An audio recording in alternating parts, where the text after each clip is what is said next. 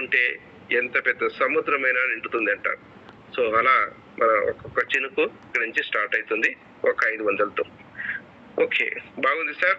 నేను ఏదో ఒక 1000 రూపాయలు సహాయం చేసినందుకు నాకు 500 వచ్చేసింది.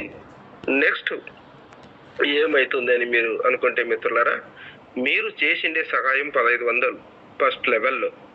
సిస్టమ్ ఏం చేస్తుంది, మీరు ఒక్కరికి సహాయం చేసినందుకు ఎలా ఇద్దరిని ఇచ్చిందో, ఇప్పుడు ఈ 1500ని మీరు ఏం చేస్తారంటే నలుగురికి సహాయం చేసింటారు. మ్యాక్సిమం ముగ్గురిని ఇంకా నలుగురికి చేసింటారు.